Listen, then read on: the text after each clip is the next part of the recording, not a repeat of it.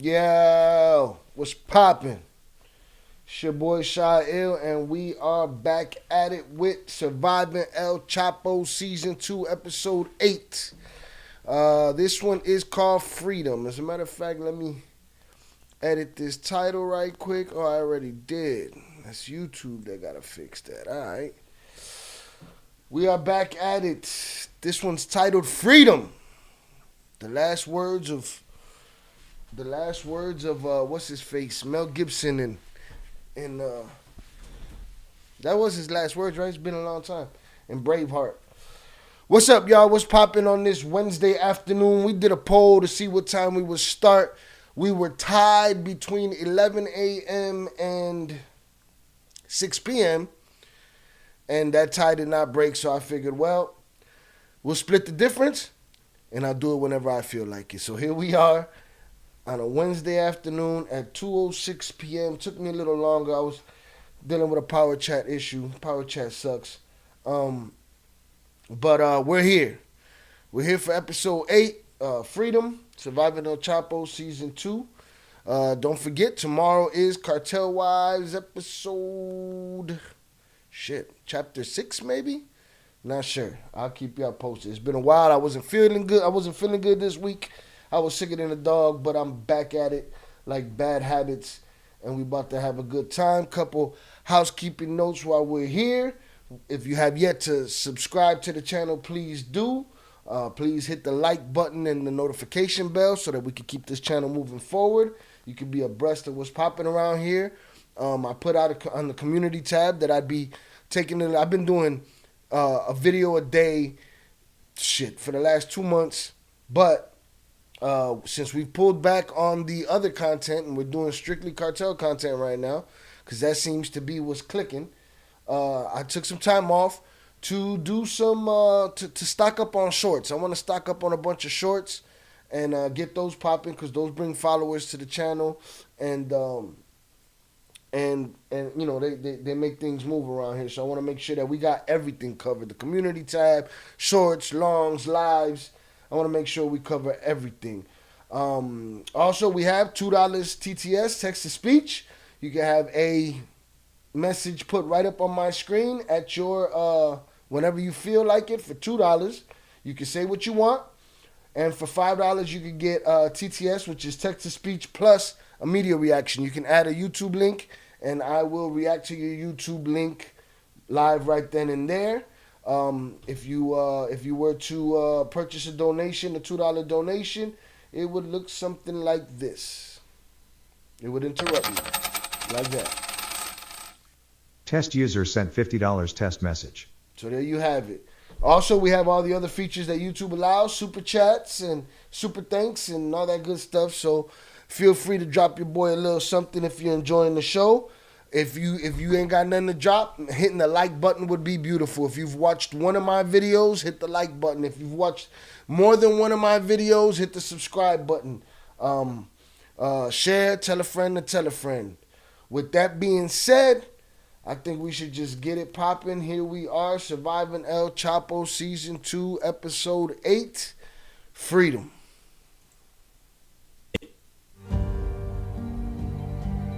I think that everyone been in prison for a while, like they have a lot of struggles. It's hard, man, to adapt to your new life, especially when you have identity crisis or you're not. We used to be, you disassociate yourself with so much of your past, and then, you know, for me, now I'm here, but now I'm dealing with a whole new, set of issues. I tell you what, throughout this whole thing, I've been a lot of people have been complaining about the twins' voice. Yeah, they talk low and stuff like that, but the audio's just been inconsistent on how they recorded them. You know what I'm saying? And throughout all the different times, you got somebody different micing you, different equipment, different this, that, the other. It's just mad inconsistent. It's hard to understand what they're saying sometimes.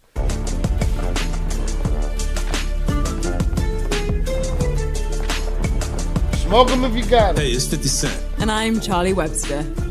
This is Surviving El Chapo, the twins who brought down a drug lord. Season 2.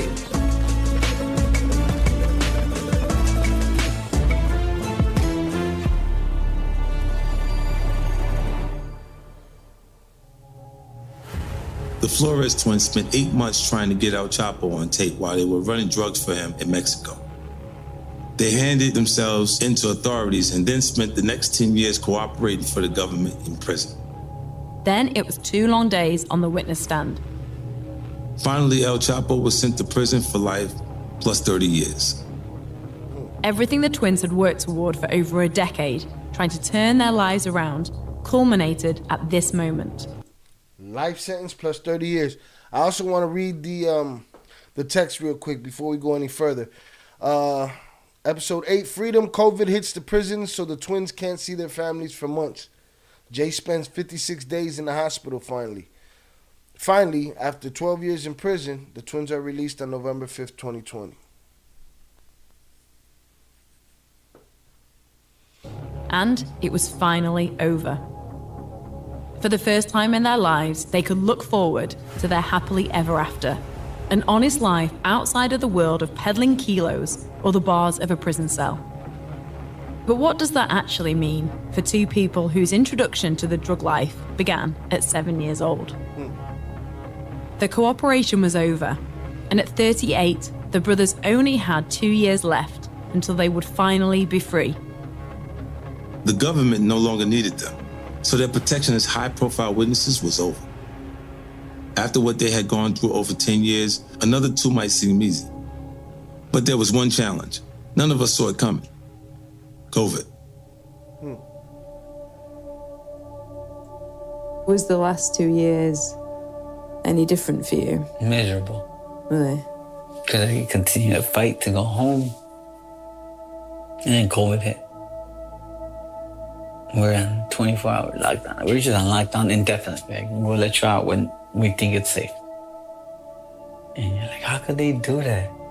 It was kind of like ridiculous to think that we've been on segregated, you know, set apart from the society for safety reasons. And that COVID hit, right? But we're COVID-free. We ain't never been around anyone exposed to COVID. So the only people that have been exposed to COVID are the guards. And that's the only way to get it in, is that they're gonna bring it into us. So they get to go home every day and come back, go home, come back, but we're stuck in the cell. And you're back captive again. You know, you're hungry. You know, you're just in that cell, you know.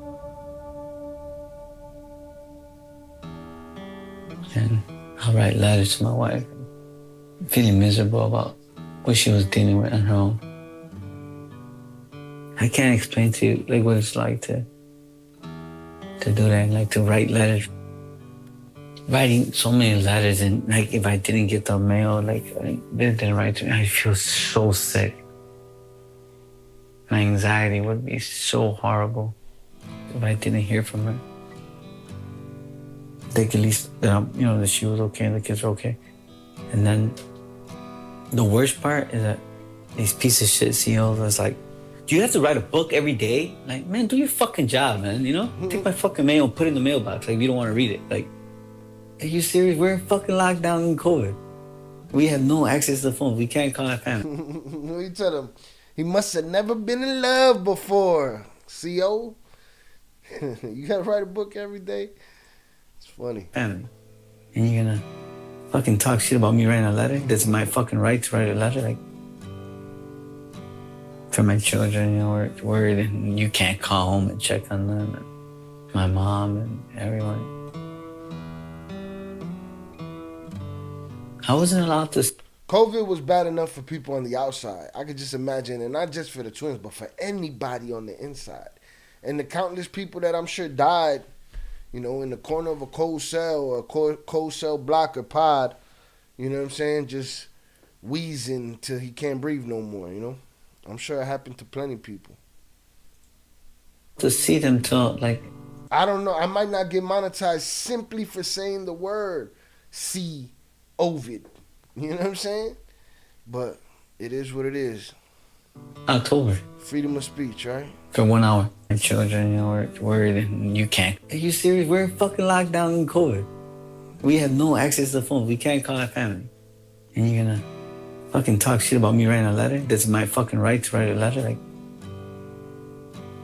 for my children, we're worried you can't call home and check on them. And my mom and everyone. I wasn't allowed to see them till like October for 1 hour behind like a plastic shower curtain. Prisoners nationwide were stopped from seeing any visitors from March 2020, when COVID first hit the world.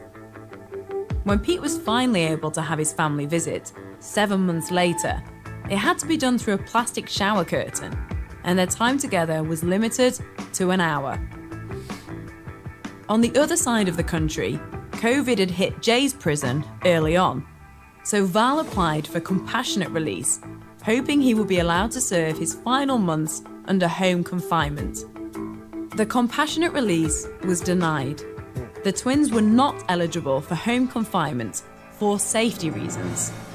The last few months seemed longer than some of the time I was like there, and with COVID, it's just kind of like made everything a little bit harder.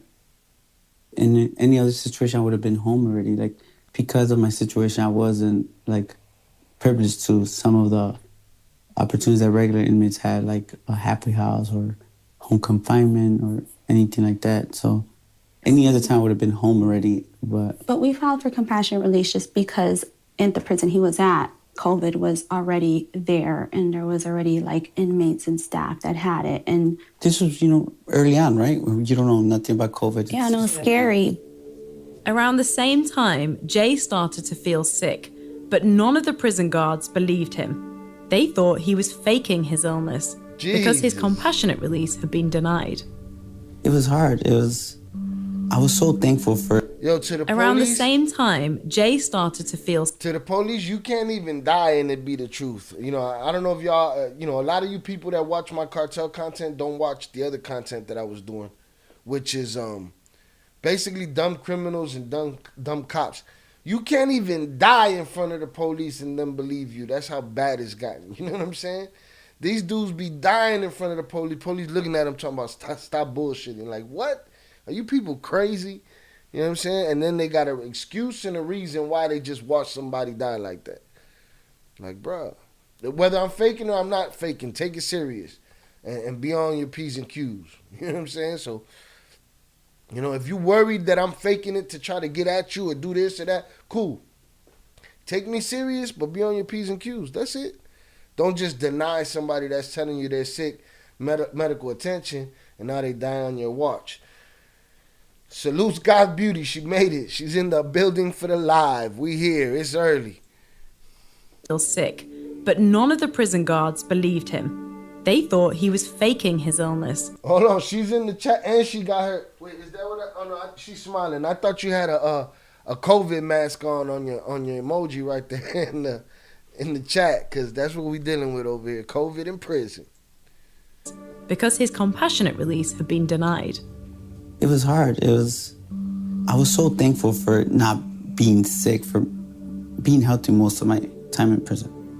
It was probably one of the hardest times of just not knowing, especially the whole time that he was in prison. It's like we were there every weekend. And then when COVID hit, we couldn't see him for the last year. And he ended up getting sick during that time.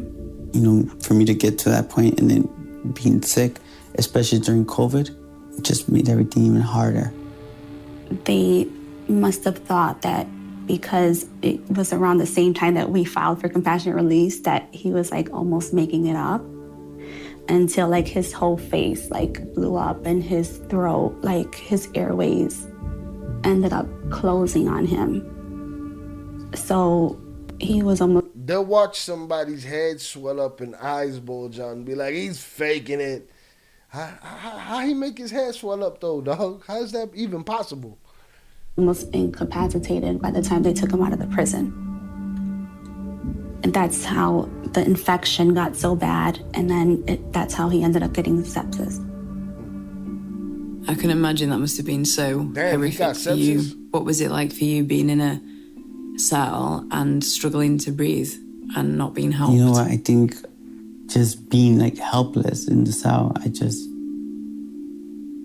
like, it got to a point where I couldn't, like, I'm shaking. I can't even tell you like what that last week was like, because you're in pain and I'm just lost. Jay called me one day. He couldn't like even speak because his face and his like everything was so swollen. Like even when he was speaking, like I couldn't really understand him. And I got into this whole rant that he needs to sign out of the program just so that way they can take him to a regular prison, so that way he had the right to go to a hospital. I was in pain. I got desperate, and I was trying everything, and I guess it was getting to a point where I was like not well, and the inmates, people around me are just trying to take care of me, and I just don't even recall. I just know that an officer doing his rounds at night saw me, and I was unrecognizable at this point. Yo, that's crazy. He really saw me. Swollen. Yeah, he saw me, and like with your face and neck. He saw me. He's like, hey, like, oh my, like, something's not, I just couldn't even, like, I wasn't taking in oxygen. I don't recall. I do know that they carried me out myself. They put me in an ambulance. And I remember the doctors being really upset. Yeah. Like, this doesn't happen really in a day. Upset. Why? Because, like, what? Why wasn't he here sooner? Right. This doesn't happen in a day or 2 days. This, like, been going on for a long period of time. This is not acceptable. I'm just, like, at this point, I'm just like, listen, fix me, do whatever you have to do. They even had to transfer him to another hospital for intensive care. Trauma unit. So you're in intensive care? Mm-hmm. Yeah, he was transferred to another hospital that can handle his case. That's crazy. They got lost the first few days. Those hospital beds, just not being able to talk to my family or know from them. You can't communicate, so. And they can't be there. We didn't even know what was going on with him, like if he was okay, if he was, alive. We just knew that it was really, really bad because like in a prison like that, when it comes to like security purposes, they don't take you out to the hospital unless you're like almost dying. So for me. Here's the problem. They're not doctors. So they don't know when you're almost dying until it's too late. You know what I'm saying?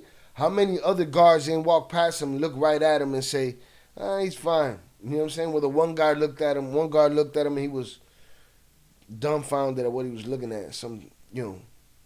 Then the doctor is surprised at what they're looking at. But that just don't happen with the twins. That happens all the time. And these guards they don't get in trouble for letting people reach the brink of death or die. These dudes don't get in. They rarely get in trouble. They rarely gonna serve their time any time for watching somebody die when they got a right to some kind of medical attention, regardless what it is. Me to know that, because Jay has to be moved with marshals, and it's like this big, it takes a lot of work to move him to a hospital.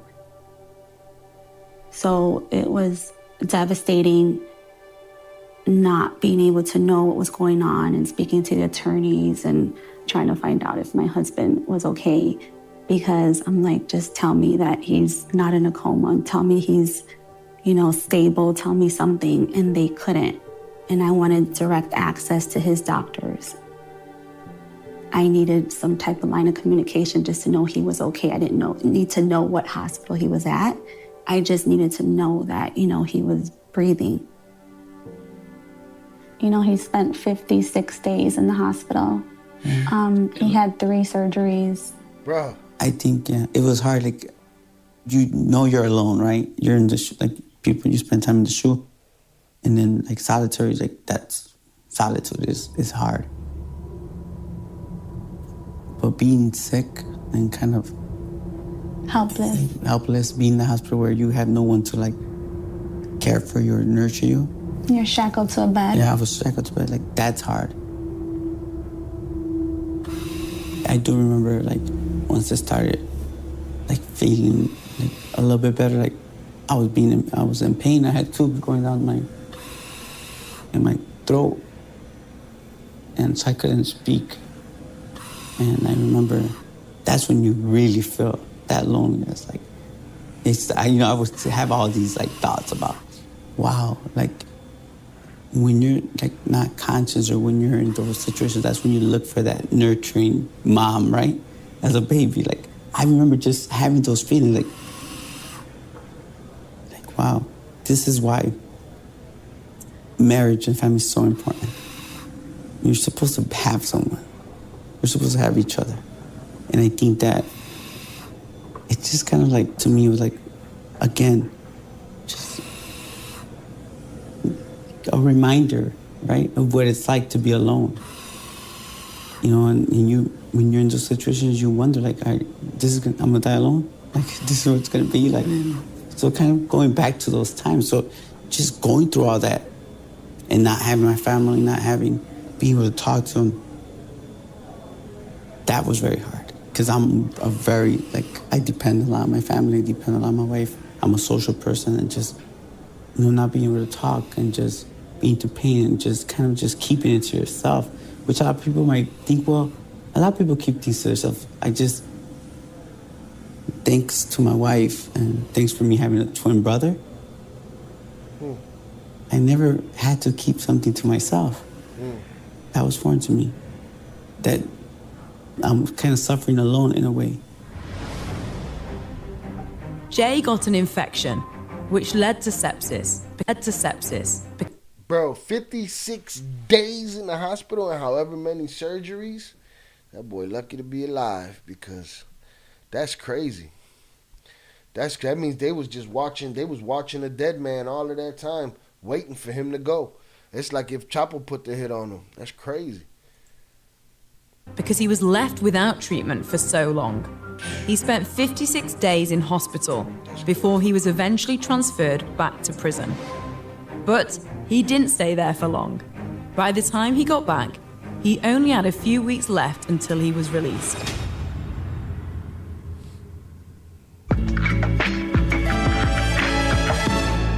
That's a saga by itself. Pro football player Travis. That 56 days is its own movie and shit. Kelsey is. What's poppin', y'all? Appreciate y'all, the ones that come in and come out, and the ones that was here and the ones that left. All of y'all are appreciated. If you come in, you take a good look, hit the like button on the way in, hit the like button on the way out, whichever works for you. Just don't forget to hit the like button. Salutes. 56 Press days. for time during the. Any cocktail you want. Parties. No need to stock all kinds of. I have a million questions. All about you. Skip the ads. We don't get COVID, paid. prisoners had to spend 2 weeks quarantined. We don't get paid for those ads.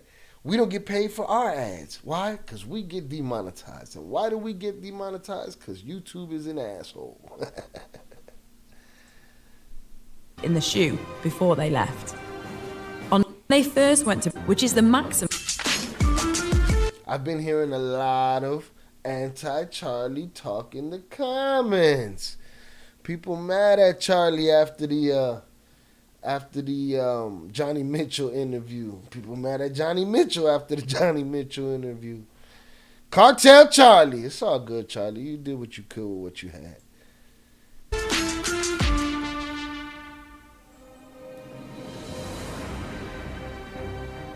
The twins were able to get 2 years and 2 months taken off their sentence for good behaviour, which is the maximum a federal inmate can earn off their sentence for staying out of trouble.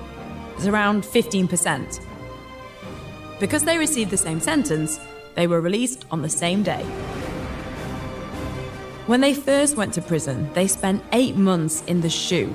Now, 12 years later, they would go to the shoe for the last time. Because of COVID, prisoners had to spend 2 weeks quarantined in the shoe before they left. On November the 5th, 2020, it was time to go home. Jay was first out. Ain't that crazy? You about to get out, so your punishment is, if you could survive this 2 weeks in the shoe, you're good. And for you, Jay, if you can survive this sepsis, this COVID, this 56 days in the hospital, if you can survive this, we might give you an early release. Maybe. Just maybe. Hold on, I tweaked over here. No, here we go. What was it like for you when you came out of prison? What was that day? What happened on that day? I think it was surreal. That was like for sure. Like I couldn't even. Of course I didn't sleep, and as soon as the doors opened, everybody came to my. They had been saying goodbye, and people came just give me letters, and I still couldn't believe it. It was emotional, believe it or not. The homies. I left a lot of good people behind. I think that. So you had a lot of relationships. Yeah, for sure. And I think in prison at the time. Yeah, absolutely. I think that. I guess they got used to just having me, right? As a positive, like, let me come to you for advice, or, and just. A voice of reason. Just like be there for them, and I did worry about some where I was like, damn, what are they gonna do without me? And. I made a really good friend. And I was with him for 10 years. He was my cellie. And I knew he needed me. And he was there for me too. Like, I remember I used to go through them hard times, and I went through a hard situation with my family, and like we're in the cell, and he just came and hugged me, and I remember like just being emotional. And he was like one of those tough men, like, oh, I'm not gonna cry, I'm not gonna. And then when it was time for me to go, like that day, he was like, he cried. He was like, what am I going to do without you? And it's weird because... you can be a man! This individual is famous for how many brothers he has. And I remember he said, I need to tell you something. Like, I've never had the relationship with my own brothers that I've had with you. And I'm really going to miss you. And I'm happy that you're going home, man. You deserve it. It was emotional. If you think about it, he was in my life every day for 10 years. That was as long as my run. So all those people that meant to me something in the street that I knew for within those 10 years and sometimes less, that I felt close to, you just could imagine what it was like for me to be with this, with him for 10 years. And he did have a date to come home. At that time, it was 4 years. And, there were people in there that were not coming home soon or not coming home at all. So it did kind of weigh on me. It's like bittersweet. Like, I waited for this day for so long. I'm more worried about them. Like, you're overdoing it.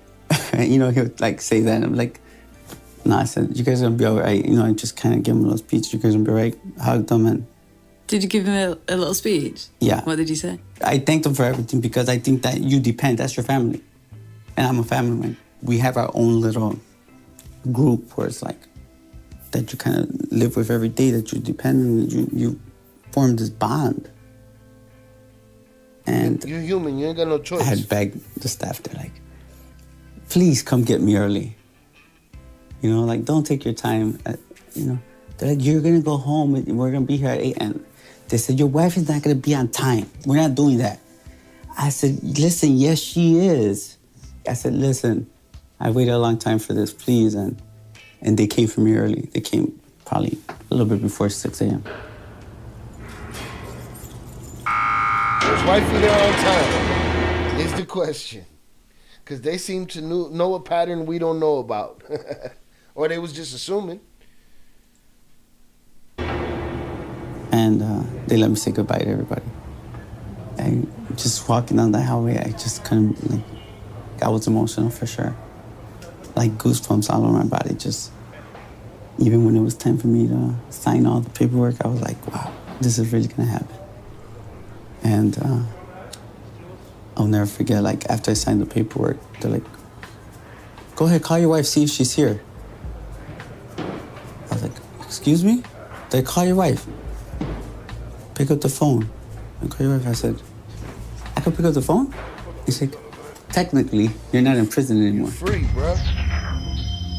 And I was like, oh shit. So pick up the phone, like, no answer. No answer, no answer. I don't remember a lot of phone numbers. I'm like calling, like, hold on, no answer. No one is answering my phone. She's late. No, this ain't happening. She's late. First phone call. Finally, she answers. I'll never forget, she was like, we'll be there in an hour. I said, what? I like, listen, I was so hurt. It hurt me. I was sitting there like, and because of my situation, they just didn't want to, like, they're not just going to put me out the door. The COs knew she was going to be late, bro. I leave the premises safely. And I was so embarrassed to tell union manager. She said, no, she said, I told you. I was like, oh my God. Yeah, they didn't just want to leave him outside. You mess around and just leave him outside. Thinking like, this is not happening. You mess around, leave him outside, and he get popped off right out front. Who does that land on, huh? What happened? He was sitting out there waiting an hour for wifey, and then what else happened? The cartel came through and chewed him up. It's a bad look. To me. And I was like, wow. Just sitting there, and they're like, you want to use the phone? Go ahead and just call your wife back. Make sure she gets here. And I was like, oh, okay. And called her back. I said, I could talk to you like on the phone. Like, wow. And I don't have to use like, the operators don't have to tell me I'm being recorded. Like, it was like, wow. That was the first like glimpse of like being free that I felt, which was amazing. And yeah, she got there a little bit, like an hour and 20 minutes later. And I felt so bad because there's like a whole entourage. And you were being recorded, bro. And everyone has to wait in order to like release Jay, to make sure that, you know, he's safe, our family's safe. It's a big process, isn't it? What you think, it's like armed guards like taking you. Yeah. And they waited, and you know, now she has everyone waiting. I felt really embarrassed. But when I got out of the car, everyone was like, okay, I get it. I broke my foot the night before. I was trying to like run around the house and make everything perfect. That's like what I do. I want to like lay everything out and make sure and everything looks. You know what? I always tell her, you're so worried about everything else that you lose focus on what's important. I just wanted to make sure, like, but you know what? No matter what, I charged Jay's toothbrush. I wanted to make sure he had. Val got weak ass ankles, man, or strong ass ankles. She blew an ankle out in a prison escape, and she blew an ankle out on a prison release. Man, what the fuck is going on? He had his, like, everything he could possibly need, like his slippers. Like, I was like, my mind just goes to the most simplest things of what he's gonna need. And I just wanted to make everything perfect for him. And no matter what, it was special. I ended up just running outside and putting up all of the Christmas lights. It was just barely November. I had the landscapers out there just trying to make everything so nice for him. And I ended up tripping over while the feds is asking, oh yeah? Where y'all getting all this landscaping money? You want to explain this landscaping money to me, huh? Who paid for that ankle insurance? You know what I'm saying? That's what they want to know at that time. That's what they was asking. One of the cables outside, and I completely broke my foot. I was surprised to see that way. I was like, what is going on? And it was hard, but you know, it didn't take away. Like once I was there, and once I felt like I still couldn't believe I felt free, like no shackles, no. And of course, it was emotional. All my kids were there, and we just stood there, just crying in tears. Crying, it was so surreal. And then they're like, "You gotta go, like be there. You have to go." So I had to jump in the car, and it was like. I still remember my son, you know, just kind of quiet, look at me. He was happy, had a smile on his face. And he kind of hugged me, and I'm like, I told you. I was not always going to be there. That's your youngest, who had never actually lived with you. He'd only ever known you in prison. Yeah. And he could not even like comprehend that his dad one day was going to be able to walk out that door. Like he didn't even, he's like, there's no way. Are you sure? He never thought that he would be released from prison. Mm-hmm. It's weird. I was lost of words. Like I was just like this feeling of fulfillment that's hard to describe. And I'm there just, it was really emotional and just me wanting to like touch him and just, hug him. Yeah, hug and... Yeah. And, I had the advantage of being home a little sooner than my brother because of the time difference. I was there with my... Damn, Jay, you got the advantage again? Yo, poor Peter, man. What the hell? Buddy can't catch a break. My kids, and eventually I reached out to my two nieces and my nephews. So I was like, hey, oh my God. Called them. And they're crying. And they were in tears. We were on FaceTime. They were so excited. They were so anxious. Which is weird, they were waiting right? for their dad. I'm still getting used to I was FaceTime, you could actually see them. And, that was different. Technology. So he was like, this is so weird. This is so different. Like, this is so weird. And this could have made my business so much easier. Don't forget that Jay and Pete went to prison in Did you hear that? This could have made my business so much easier. It's the way they're wired, man. It ain't necessarily their fault they're wired that way. It's just the way they're wired. The old man had them wired since 7 years old. He thinking FaceTime, how much FaceTime would have helped him in the hustle. You know what I'm saying? How much you would have known who you talking to, know who you texting with. You know what I'm saying? Without question. But it's just the way they're wired. Here he is, 12 years out the joint, still thinking about this, the way they're wired. Salutes to Chucky Chingong, Tucson, Arizona repping. Salutes to you, brother. But yeah, it's the way their whole shit is set up. 2008, 2 years before. That was different. Jay was like, this is so weird. This is so different. Like, this is so weird. And this could have made my business so much easier. Don't forget that Jay and Pete went to prison in 2008, 2 years before FaceTime existed. Jay had never seen FaceTime. In fact, when they went to prison, the original iPhone had only been out for a year. The twins started their business back in the days of the Nokia 3210. Jay settled in at home. Across the country, Pete was preparing to leave. I can't even imagine that the day was really coming. I had a little homemade little calendar that I kept with me. It's just a little legal paper, just wrote my own little lines on the dates and I crossed them out. So when the day came, what happened? I didn't sleep. I don't think anyone could sleep. I had my room clean. I cleaned my cell, toilet, everything, folded and everything, grabbed my old blankets and folded my mattress and left everything the way it should be. And I think that every person who's done a long time has that little thought, is this really gonna happen for me? I remember that, it was coming at you, your wife can't be here. I think they were gonna take someone to court, whatever, tell her to be here at 9. I was like, 9? I'm mad that my brother's gonna be out earlier because he was in a different time zone. There it is. And they called me to the office. They're like, could your wife be here any earlier? I'm like, yes. She's always late. She can. And then she wasn't answering my call. What? Double up.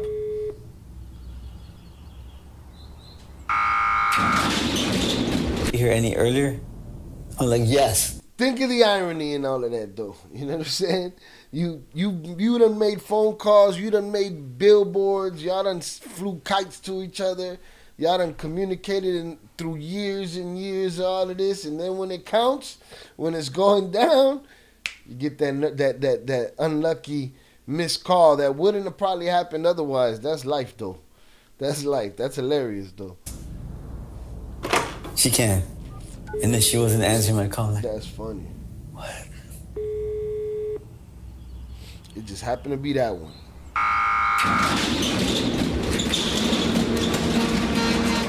Anyways, but walking out on a beautiful sunny day and just early in the morning, not feeling good. I was down 20 pounds. I was down to like 130. I had a Osama bin Laden beard. You know, we weren't allowed to get haircuts. And my hair was ridiculously long. And I remember like pulling the cart out. Like I had a couple boxes with my belongings. I don't know what to tell you, man. The joy I felt to see my family there. To feel like we made it. Like I can't tell you what it was to my kids there, you know. No, they look more beautiful than ever. It's like I couldn't I wanted to leave, like let's go. And Henry closed the door, and I was like, I jumped in the back seat because my sister was in the front, and the kids there was just looking at me. I didn't know what to say. I was speechless, like really speechless. That says a lot for someone like me who talks a lot. It must have been so surreal. It was so not real, to think that I would be free in America. I would be free in the USA and back in the States and free. Yeah, you team Because the last time you were free in America was when you were 22, 23, right? I was 22. So you've not really been free in America in your adulthood. Yeah, I wanted to. I can't tell you what it felt like to. I wanted to hold my kids, hold everyone, and I remember my kids being real Dad, you're really here, you're not in khakis. And think about that. These guys, American guys, get into the business, become fugitives in America, go to Mexico, which has to be their second home, and then get pretty much exiled. These dudes are exiled on Main Street. You know what I'm saying? These guys was basically exiled from both their countries. Over there, because the big bad wolf want to get them, and over here, because the other big bad wolf want to get them. They got them, and now they outside just, trying to stay in the sheep's corral and stay away from the wolves, I guess, at this point. You know what I'm saying? But exile on Main Street. Men with no home, no country. Yeah, I'm really here. I could see in their eyes that they had a million questions. They just what's next for us? I remember just telling them, just don't look back, man. Let's look forward to our future, Not saying that we could forget that past, but let's just change the view a little bit because it was such a long time. And you didn't want them to literally look behind. Yeah, man. That's 12 years is a long time. And my kids never seen me outside that prison to that day. They never see me eat a normal food. They never really got to see how I smell or see me without my shirt on or in my underwear like normal kids will see their father or do something for them. My wife, just know that what she felt to see you. To see them with their father, what it meant to her too,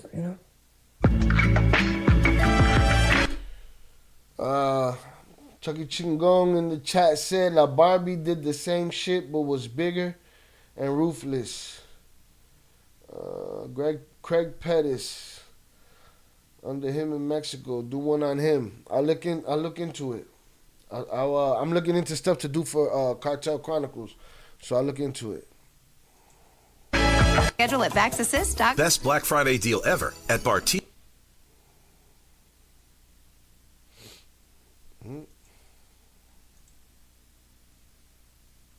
Ever at Bartesian.com/ With over 25 years of experience, for my wife. Come see why TLC is the doctor's choice for LASIK. Shout out Adrian Torres. Salute to you in the chat. Just started following us. I enjoy your content. Keep up the great work. Appreciate it. Salute to you, Popeyes. We got a whole bunch of stuff that you can go back and catch up on. Make sure you hit the like button and subscribe. Share. Tell a friend to tell a friend. Appreciate you. Thank you. Here we go. And the choice for Kirk. Let's see. On standard wavelength price. $500 off for one eye. Cannot be combined with any other offers. See details at tlcoffer.com.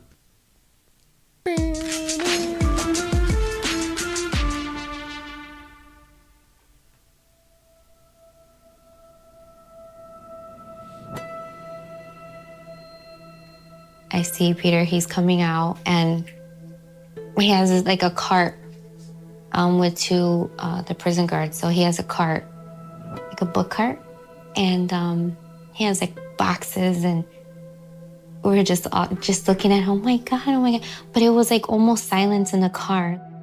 Silence, like just watching him.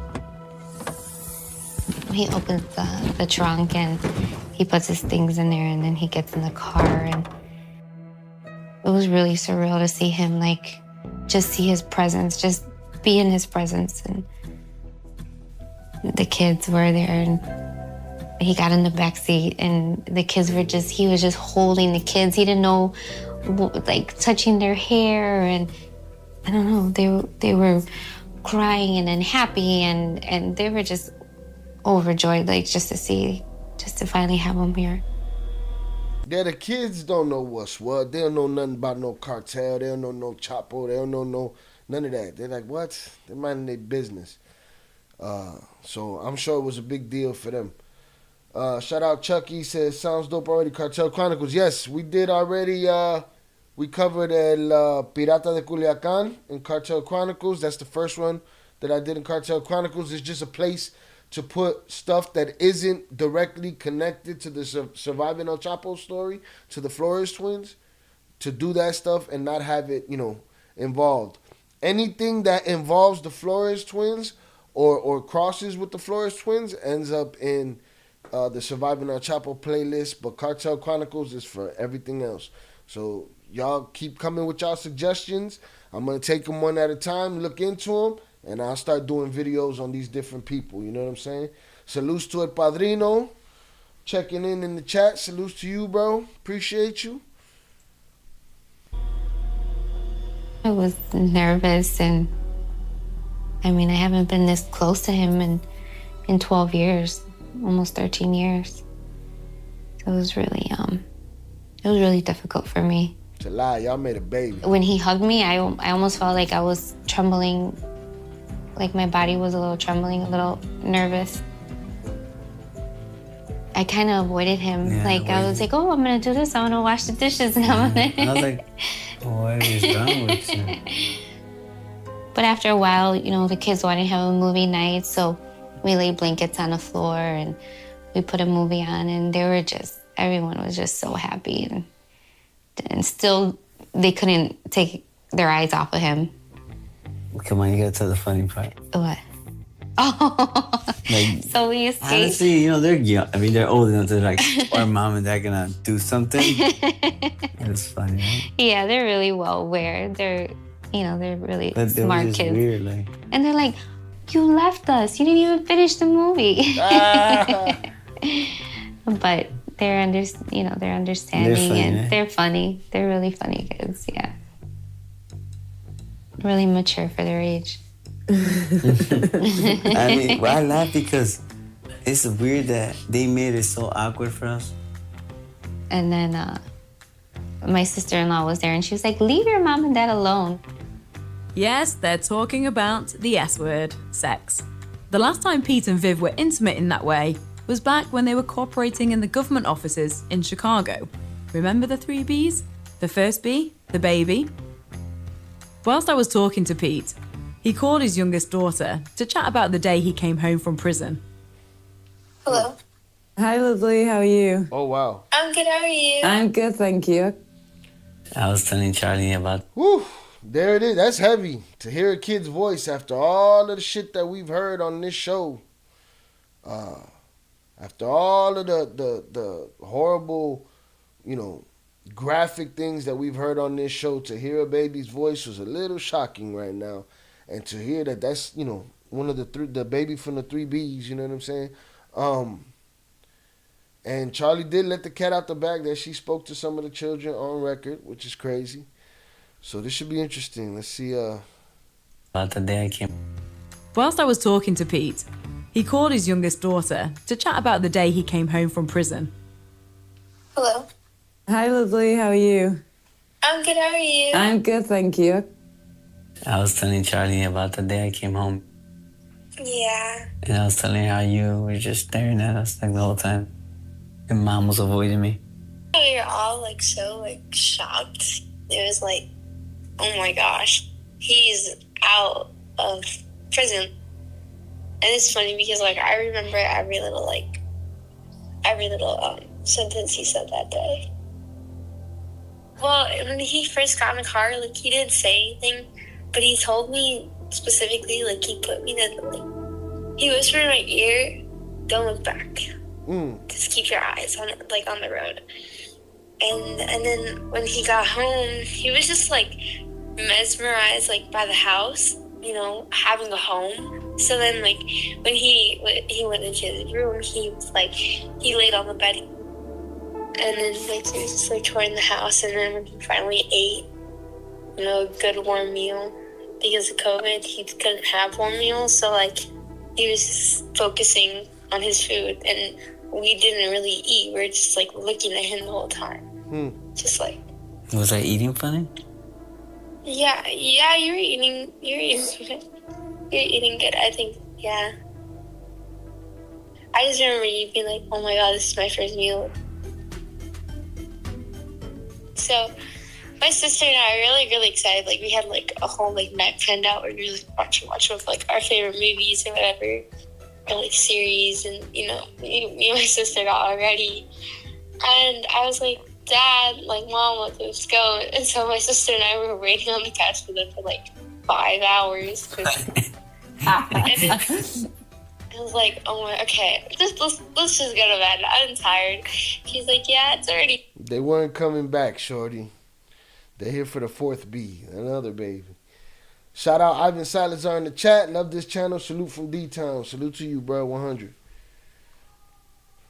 Appreciate you being here. 30-12. Dad, like, Mom, let's go. And so my sister and I were waiting on the couch.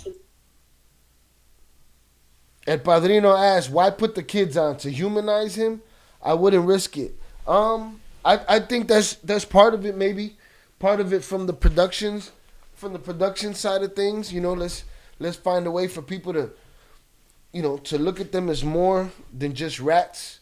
Or cooperators or snitches or whatever you want to call them, or cartel drug dealers. Because look, man, there's levels to this. You're gonna have the people, you know, the fundamentalist Christian that doesn't practice what she preaches, and you know the regular suburban Karen housewife that looks down on anybody that doesn't get money. You know what I'm saying? The way she would want them to get money, the unrealistic ways that she would want them to get money. They say, "Oh, them dirtbag drug dealers," right? That's one level of it. Then you get all the way down to dirtbag drug dealers shitting on you because now you've cooperated. So now you a rat to the lowest of the low, who they consider the lowest of the low. You a rat to them. You know what I'm saying? So I'm sure they was trying to humanize him a little bit. El Padrino said, "I wouldn't risk it." Yeah, I mean, I don't know about what kind of risk it is. I mean, it's audio. You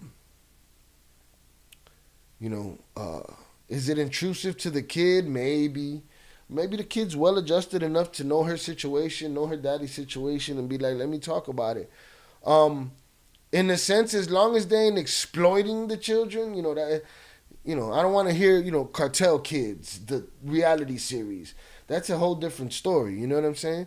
I honestly took a lot more from what that little girl just had to say than a lot of the shit that I've been hearing for a long time. You know what I'm saying?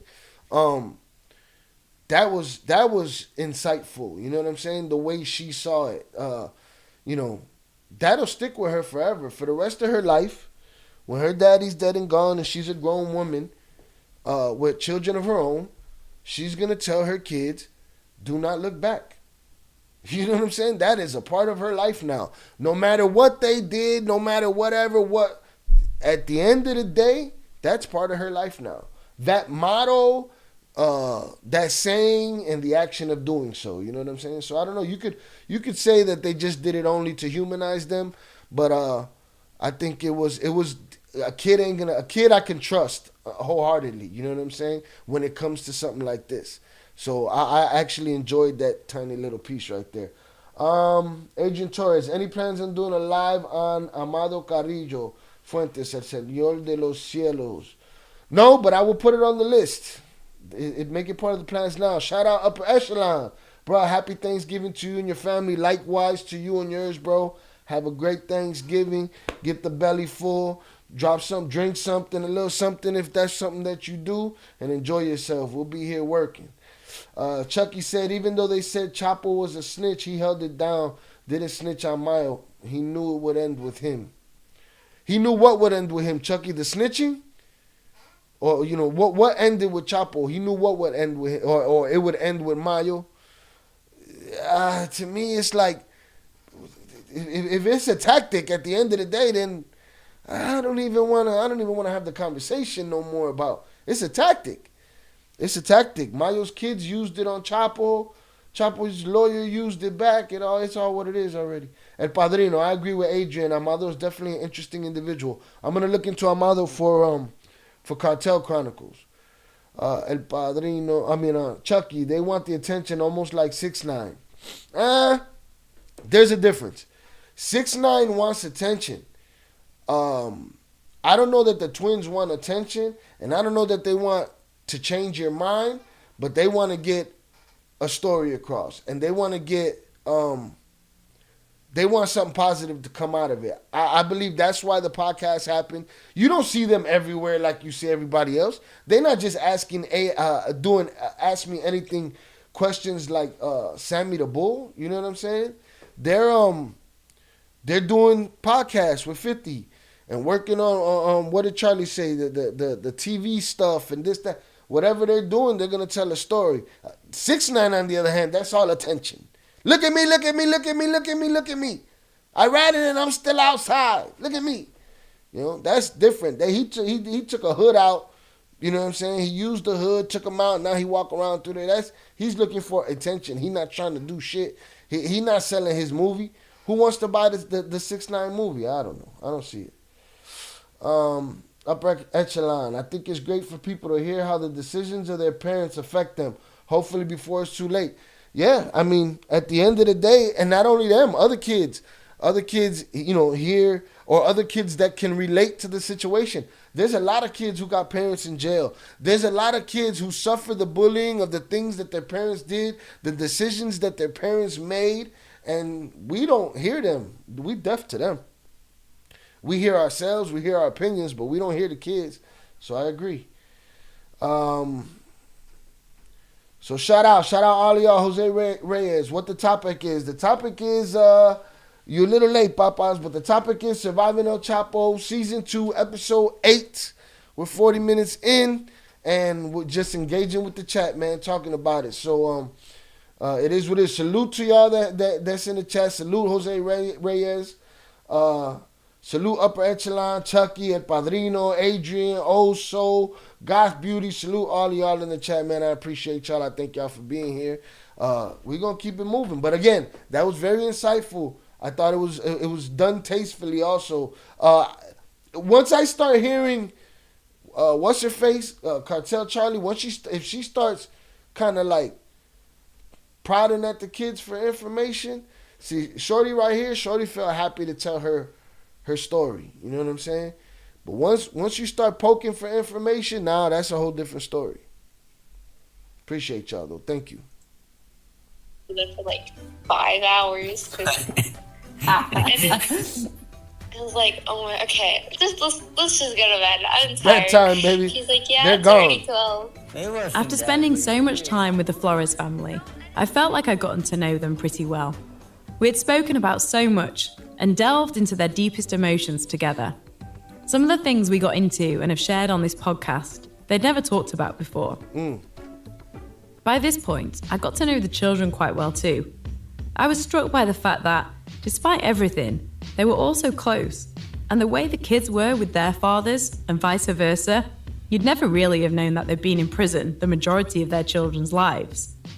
I would take the children to go see Peter at least twice a year over the years, just so that way he was always a part of our children's lives, and vice versa when it comes to Peter's children, because I think Jay and Peter have this connection to where they almost feel like these are all of their kids, all of their children like together. One family. And when I would see Peter, it was like almost shocking to me because I'd sit there and watch him with Viv and watch him with the kids.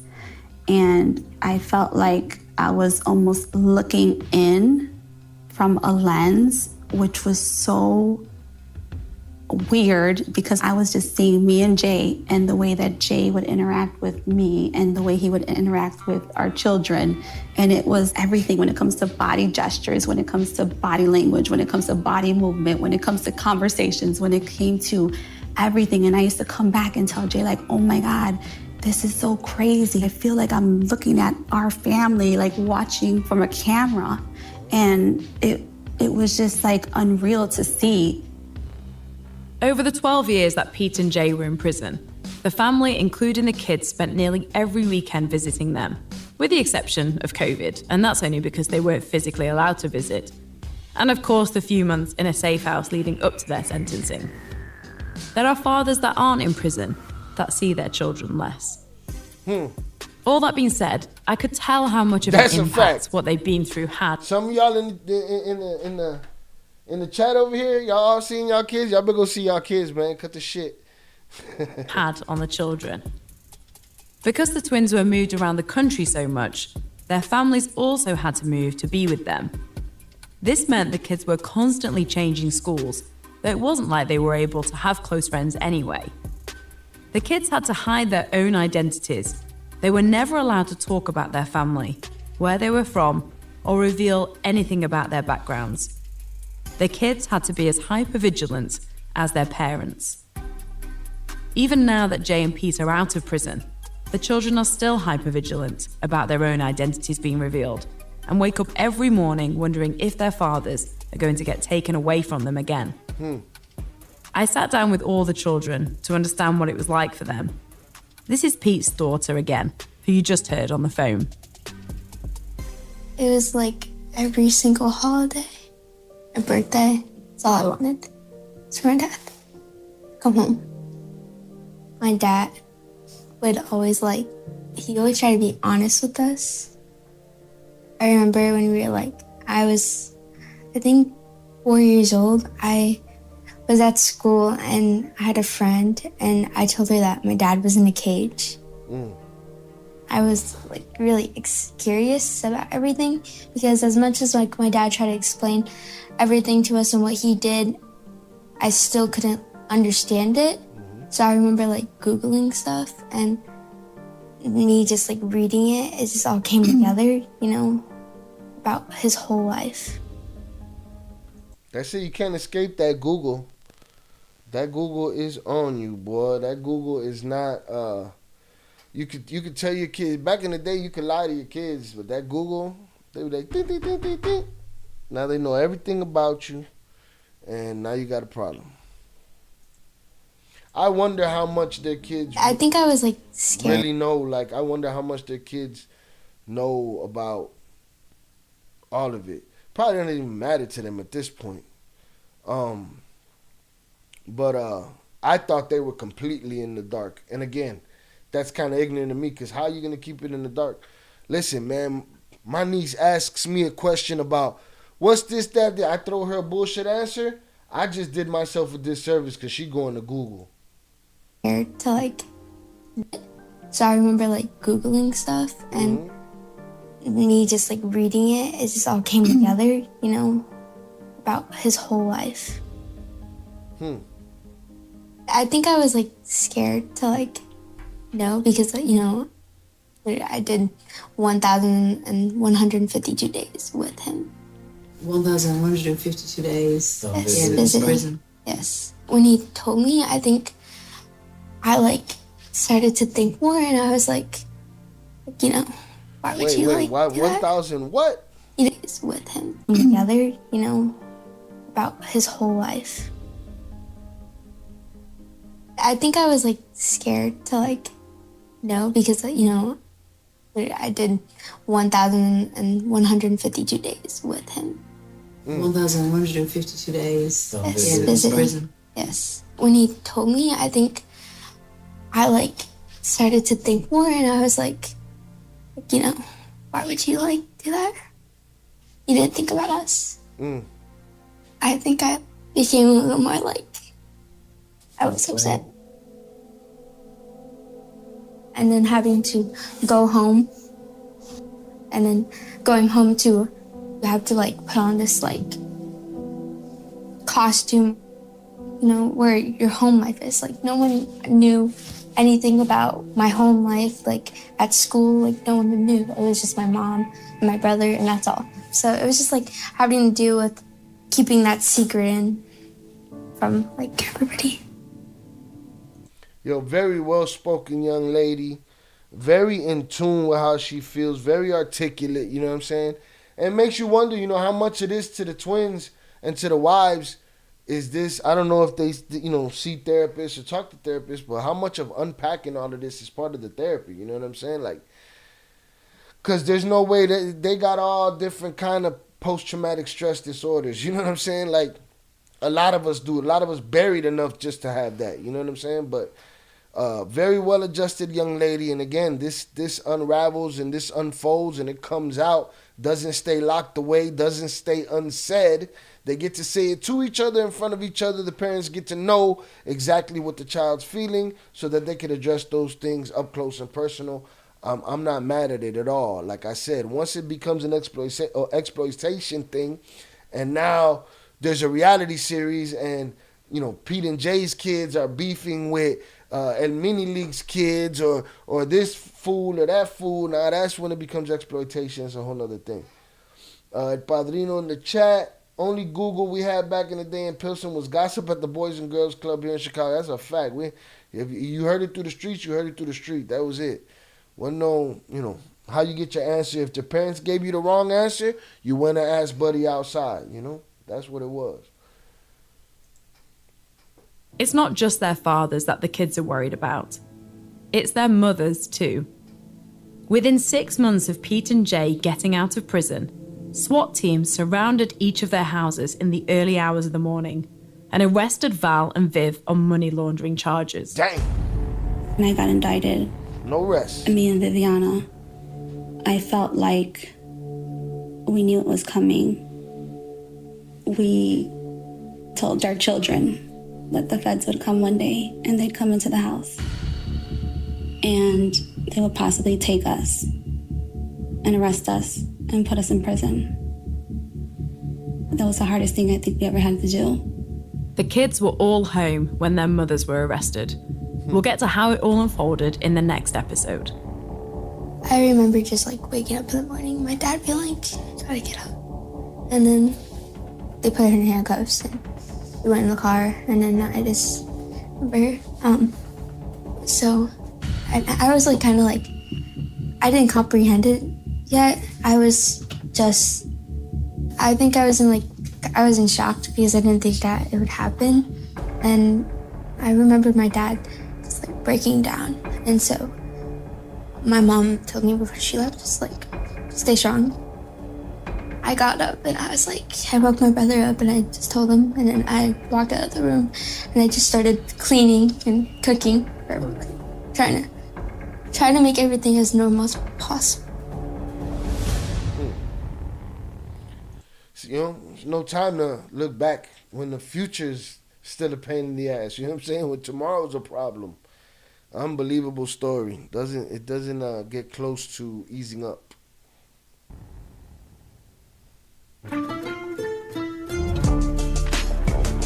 Surviving El Chapo. There it is. There it is. There it is. There it is. Chat, y'all was popping today, boy. Let's talk. Let's see who we got here. Polo Reyes. I'm up on game. Just binge watched all your videos last 2 days. I always wondered what their side was going to be like. Polo, shit is crazy, son. This shit is nuts. Another good episode. I told you they front-ended this season with a bunch of slow, you know, and this is what the courthouse looked like, and there was a staircase, and to the left of the staircase there was 100 cops, and to the right there was reporters, and to the left there was sucias, and it's like, yo, they was just showing us, descriptive shit through the whole thing. The last couple of episodes, they've been getting to the gusto. I thoroughly enjoyed this episode as well.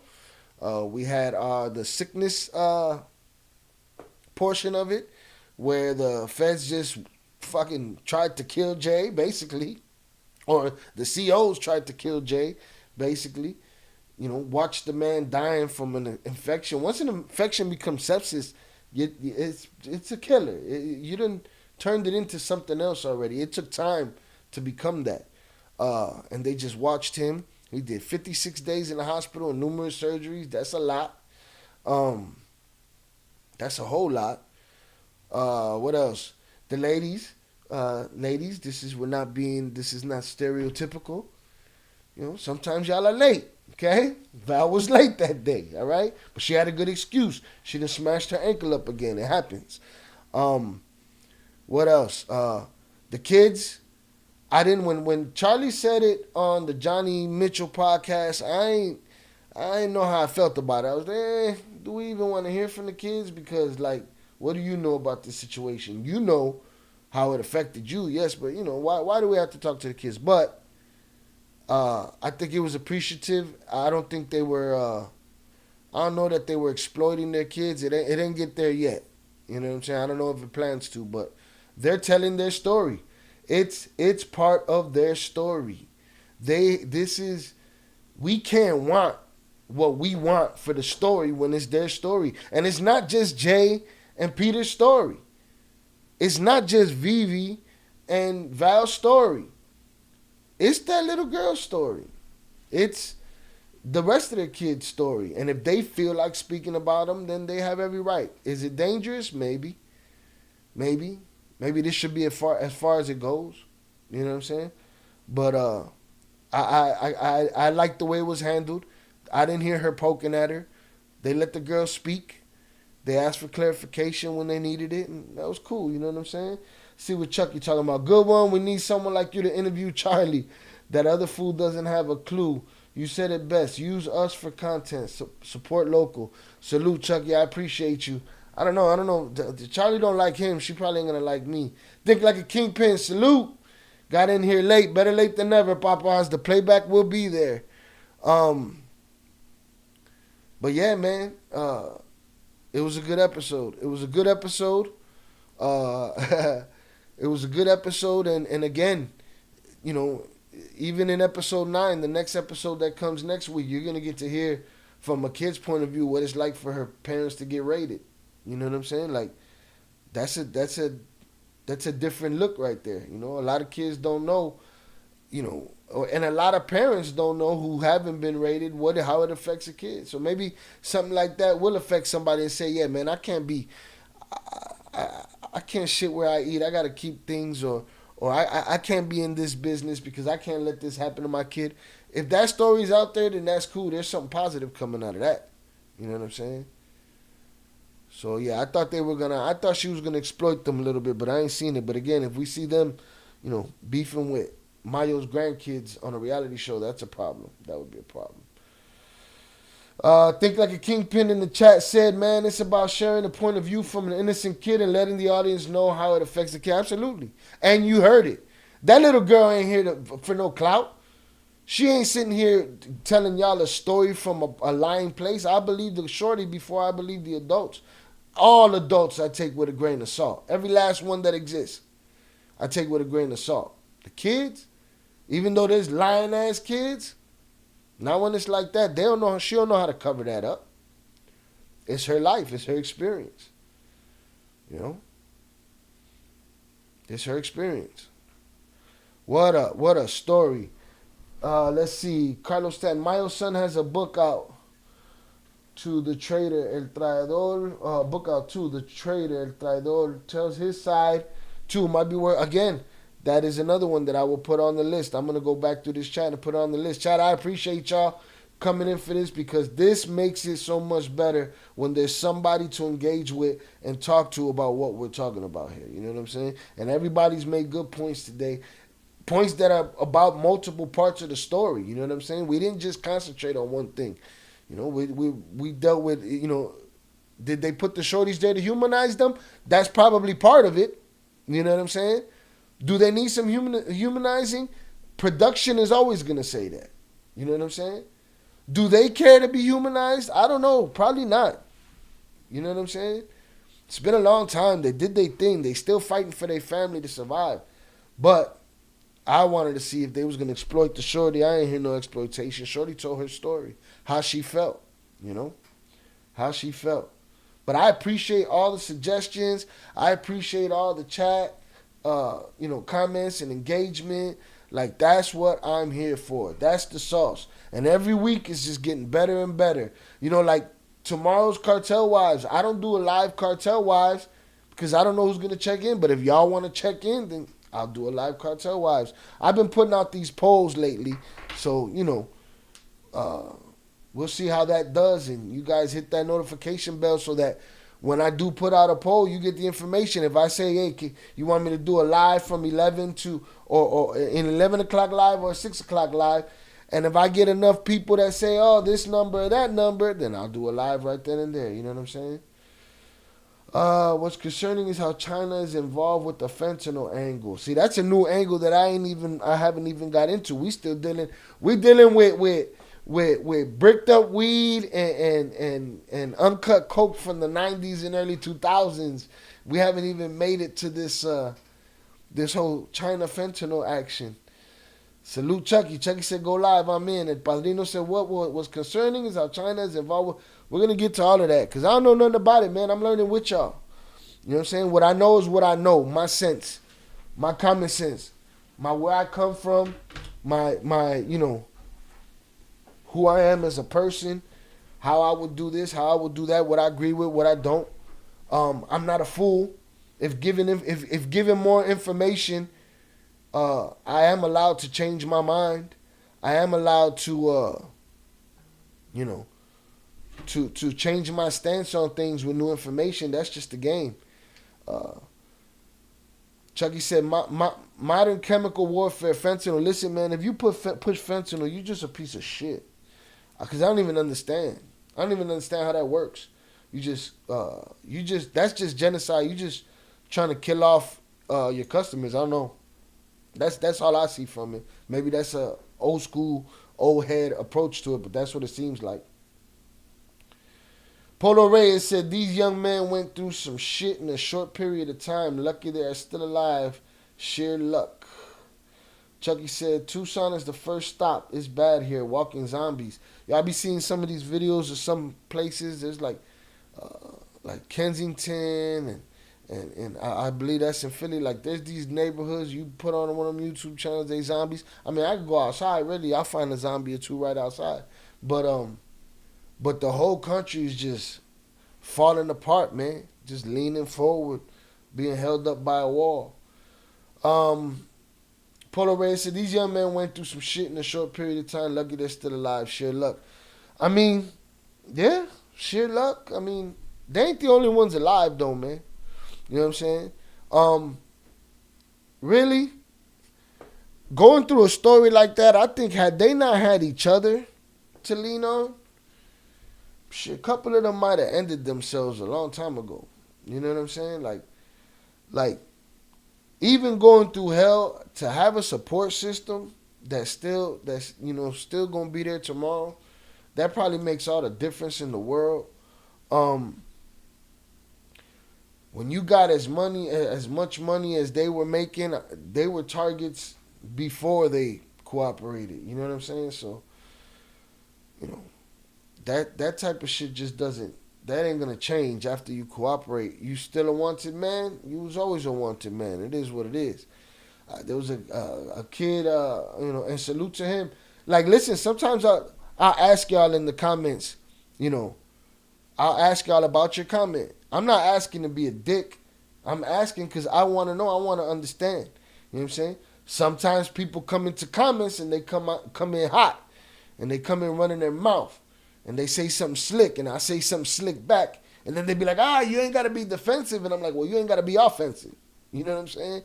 But there's a lot of people that come in there. And this kid came in today. He said, I give them till 2025. And he was specifically focusing on Val. I give him till 2025 and it'll be over with for Val. I'm like, bro, it's been 15 years though. Yeah, but they're slipping now. They're making they wrote the book, and yeah, but the book been happened. You know what I'm saying? So, listen, there's always an opportunity. I could walk outside right now, get struck by lightning, or get shot by a bum. Doesn't matter. You know, whichever one comes first. But it is an extraordinary story for everybody, for the children involved, mainly for the twins and their wives, and it's a story that's not over. It's a story that's not over. So I got a video that I'm working on that we're coming back soon.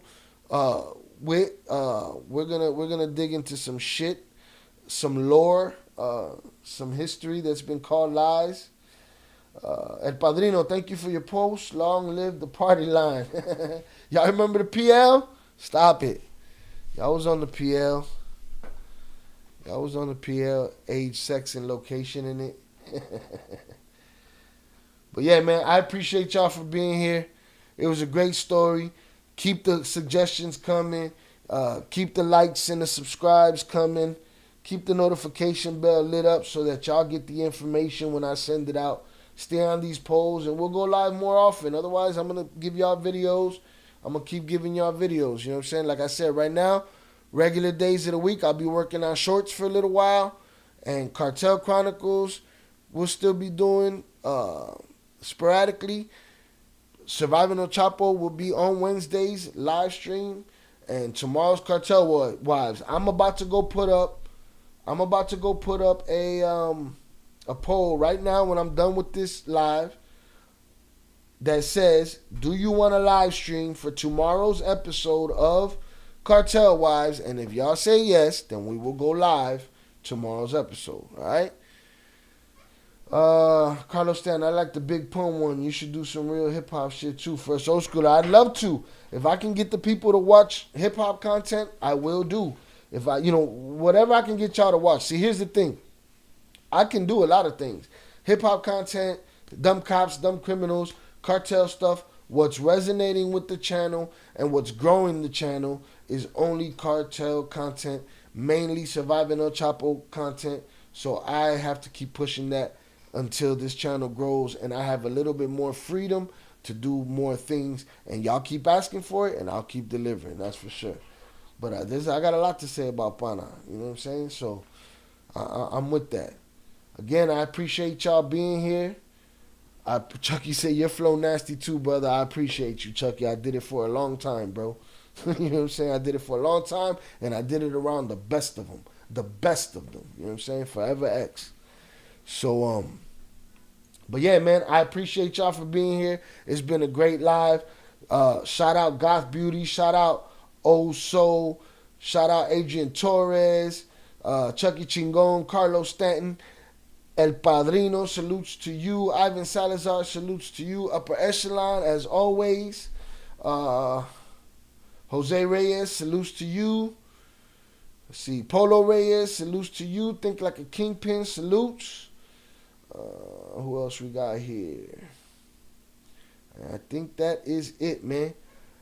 I appreciate you guys. I will keep the content coming. And with that being said, y'all have a great day, man. Peace.